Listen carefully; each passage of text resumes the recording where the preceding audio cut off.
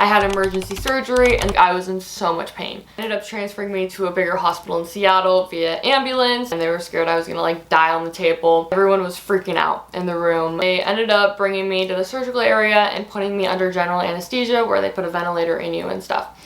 The doctor also said he has never seen anything like that in his 30 years of working. Hey guys, welcome back to another video. So today's video is a little different. I'm going to be giving you guys a health update because so much has happened in this past month.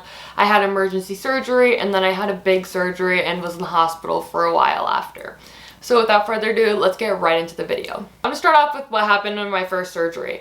So I was only supposed to be in the hospital a day after, but I ended up being there for over a week because just my recovery took a lot longer due to being paralyzed. And I used my core for everything and it was abdominal surgery, so I really couldn't move after, and the pain was just horrendous. Like, I was in so much pain. Anyways, what the surgery was for was my intestines used to fall out of me. I had this thing called rectal prolapse, and it's kind of common with my other connective tissue disorder called Ehlers-Danlos syndrome, which I had the hypermobile version.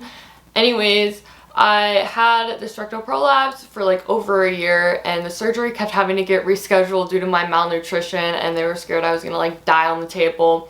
Thankfully I didn't, because I'm nourished now. Anyways, yeah, so that was the first surgery and the recovery was just so rough. I made some short form videos about just my recovery after and my time in the hospital, so if you're interested in that, go check those out.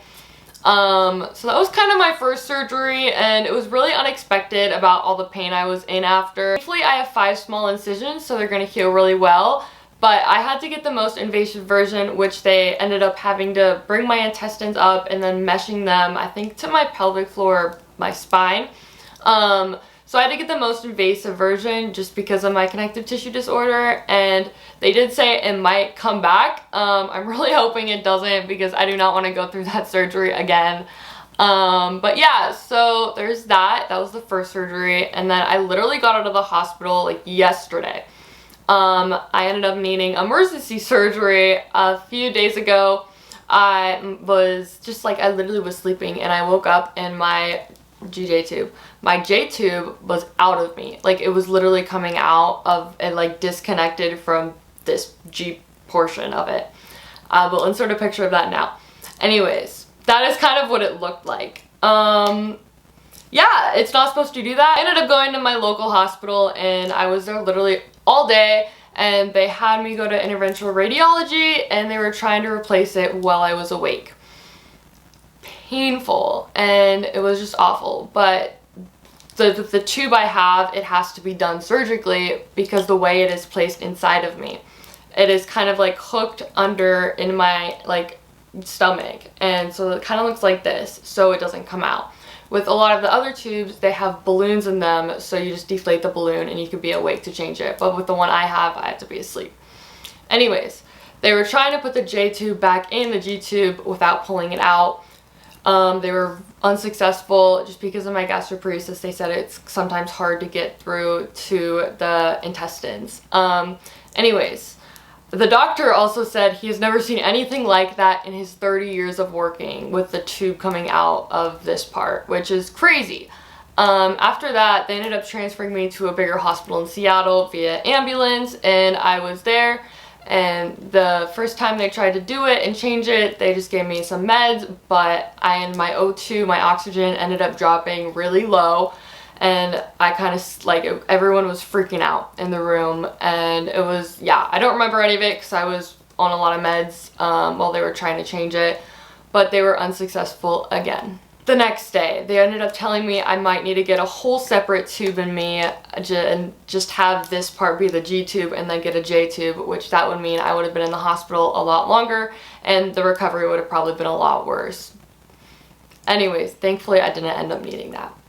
But the third day comes around and they ended up bringing me to the surgical area and putting me under general anesthesia where they put a ventilator in you and stuff.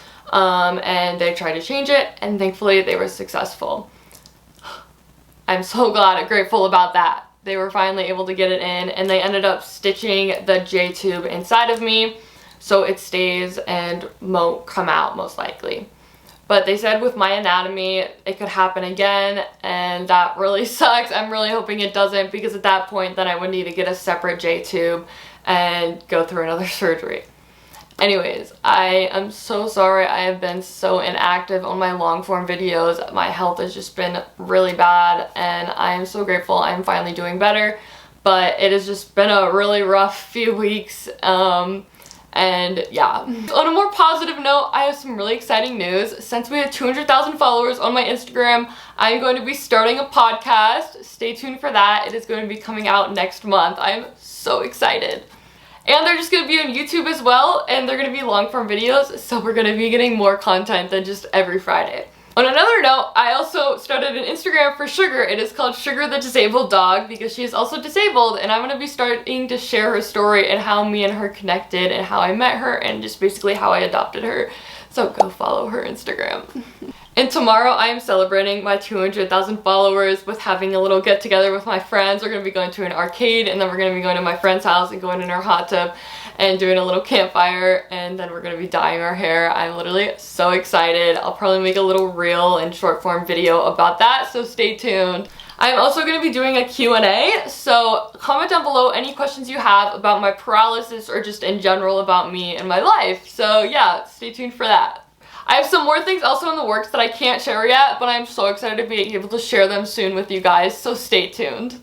Anyways, I know today's video was short, but thank you guys so much for watching, and thank you guys so much for all the support during this time. It has been a really rough few weeks, but I'm so grateful to be doing better and be in better health than I was. Anyways, I love y'all. Make sure to subscribe for more videos and to watch me and my journey in walking again. Bye!